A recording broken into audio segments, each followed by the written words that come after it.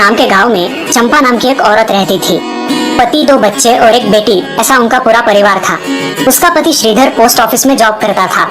उसके कमाई से ही घर चलता था। चंपा ने अपने घर के सामने एक छोटी सी दुकान खोल के रखी थी। उससे उसे जो भी मुनाफा होता वो अपनी बेटी की शादी के लिए जमा करके रखती। ऐसे ही बहुत दिन बीत जाते हैं। तब बच्चे भी बड़े हो जाते हैं। बड़ा बेटा अशोक डॉक्टर और छोटा बेटा रवि वकील बन जाता है और दोनों अपनी ट्रेनिंग पूरी करने लगते हैं। एक दिन उनकी बहन ज्योति के लिए एक अच्छा रिश्ता आता है और ज्योति की शादी पड़ोस के गांव के सरपंच जी के बेटे से हो जाती है। ज्योति बहुत ही कामचोर और गुस्सा करने वाली होती है।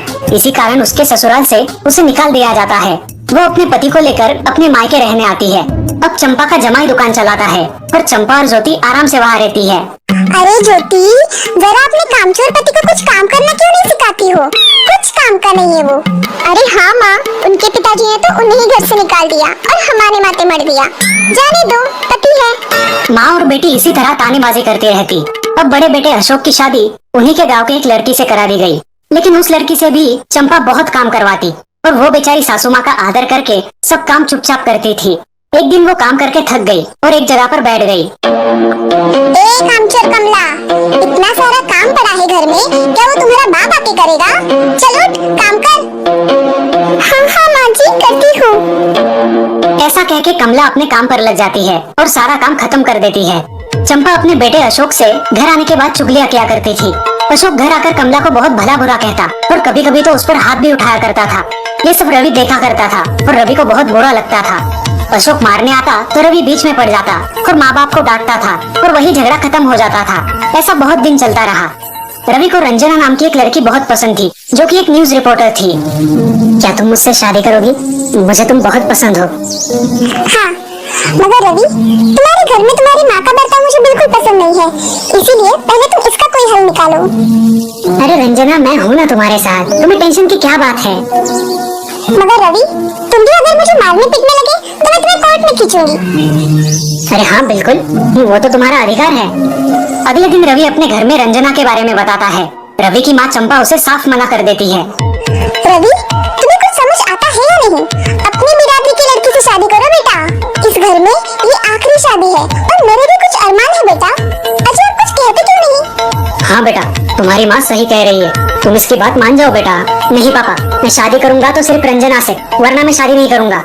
सब चुप हो जाते हैं। अगले दिन रवि मंदिर से शादी करके घर आता है। सब अचरज से रवि की ओर देखते हैं और चुपचाप अपने कमरे में चले जाते हैं।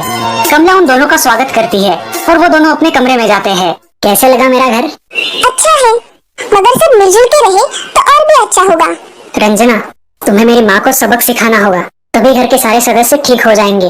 ठीक है रवि, जैसा तुम चाहो। अगले दिन रंजना अपने घर के मंदिर में पूजा करने जाती है। तभी रुको, मेरे भगवान के मंदिर में तुम मत आओ, जाओ यहाँ से। ये कहकर सास रंजना को वहाँ से भगा देती है और घर के किसी भी काम को करने से मना कर देती है। तब क्या माँ जी, आज से मैं इस घर की बहू हूँ। इस घर पे मेरा भी उतना ही अधिकार है जितना कि आपका। क्या बोल क्या रही हो? निकल जाओ मेरे घर से। खबरदार अगर हाथ भी लगाया तो। पता है ना, मैं न्यूज रिपोर्टर हूँ। रातों रात खबर छाप दूंगी और कोर्ट के चक्कर लगेंगे वो अलग, समझिए आप? सास चुपचाप देखने लगी और उसकी बेटी और ससुर भी देखते ही रह गए।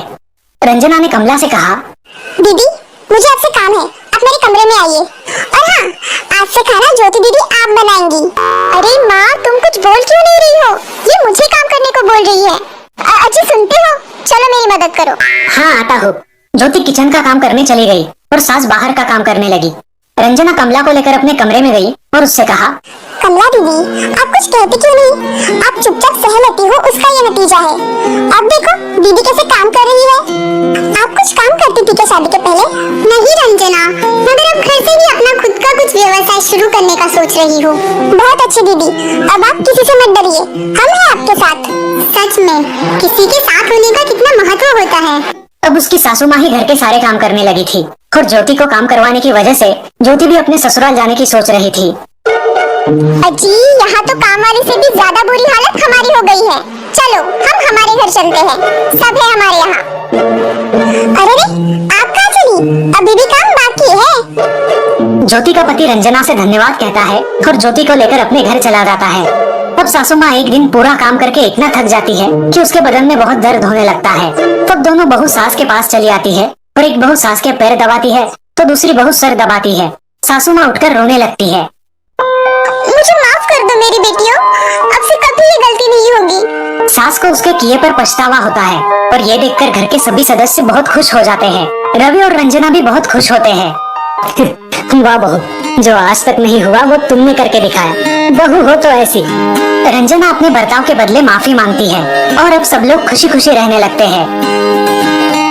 तो दोस्तों, इस कहानी से हमें ये सीख मिलती है कि हम सब मिलकर परिवार बनता है और हम सब परिवार का महत्वपूर्ण अंग होते हैं। परिवार के काम मिल बांट कर करना ये हमारी वैयक्तिक जिम्मेदारी है।